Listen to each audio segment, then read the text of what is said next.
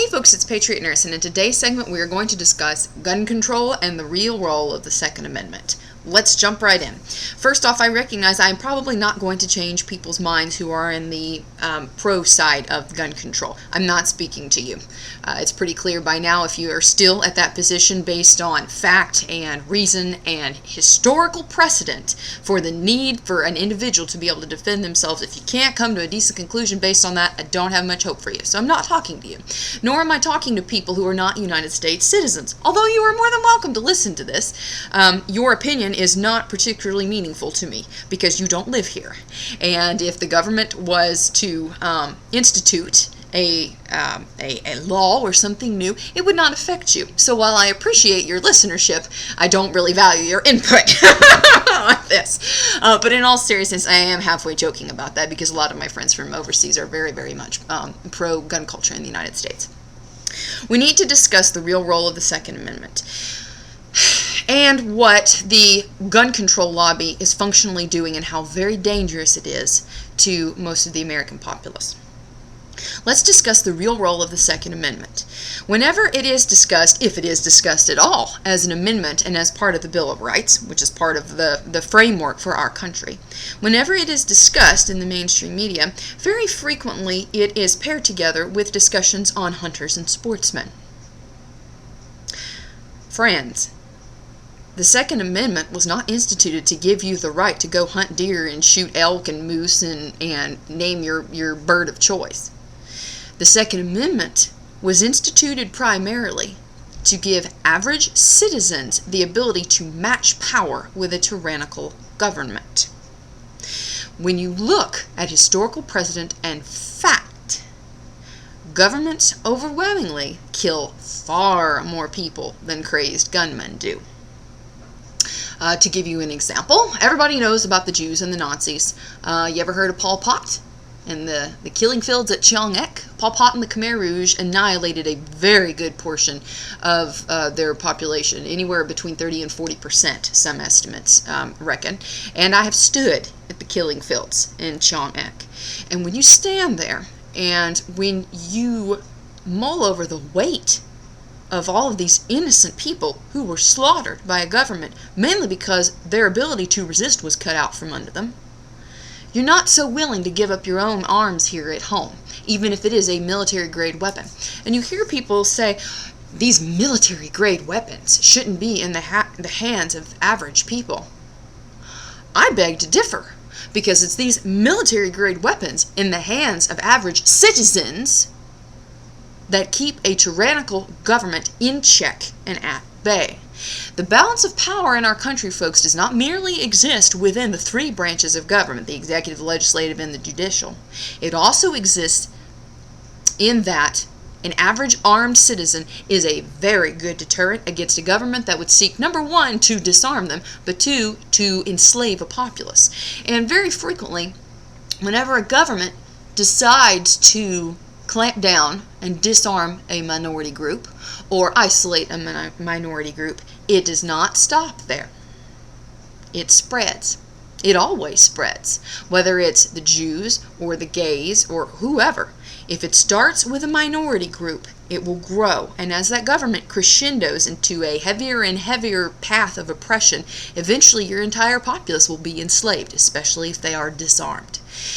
So I understand how some people who are not familiar with world history could say, well, why do we need these military-grade weapons in the hands of average people? Because, number one, my right, my inalienable right, is to be able to defend myself. It is a right of self-preservation. I have the right to defend myself from a crazed gunman at a school. I have the right to defend myself from a crazy ex-boyfriend who wants to beat me into a pulp. I have the right to defend myself against a tyrannical government. So we need to understand that this is not just about an assault weapons ban.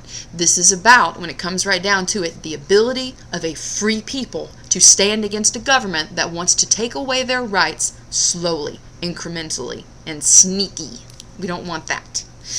And I really and truly hope that we do not allow it in this country. One of the reasons why the founders put the Second Amendment into our Bill of Rights is because they recognized that the longevity of a free people and a peaceful society can be lengthened by the individual's ability to defend his or herself, him or herself. The more rights that we give up, the shorter our lifespan will be as a country. Sure, we'll be here. Physically, the land will be here. That won't change. But our relative enjoyment of peace and prosperity is directly proportional to the amount of liberty that we retain. What was it Benjamin Franklin said? He who gives up his liberties for a little bit of temporary security will soon lose both and deserve neither. It's a rough paraphrase, but it's very, very true. So, in all honesty, I don't really have that much patience for people anymore who are, we need to get these weapons off the street. We need to turn these weapons in. No, we don't. If you want to turn your weapons in, go take a little walk over to Cambodia. Go take a little walk over to Auschwitz. Yeah, Auschwitz and Cambodia, they were in people's lifetimes whom I know, and I've stood there. And when you walk those places, folks, and when you look into the eyes of people that are Holocaust survivors, you're not so willing to give up your liberties so easily.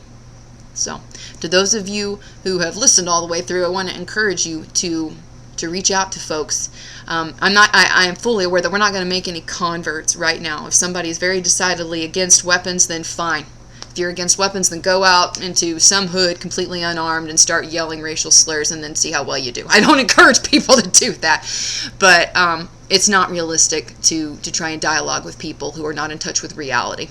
So that was a little bit of a rant because this week it's before Christmas. It's before Christmas, and lo and behold, all of the things start to come down before Christmas. By the way, I don't think the world's going to end tomorrow. I think we're going to be just fine. But if any of you want to sell me your stored dehydrated food at a significant discount, then private message me. I'll be willing to consider all real offers. So I want to let you guys know, switching gears here, I want to let you know about the upcoming Patriot Nurse Medical Prep 101 classes.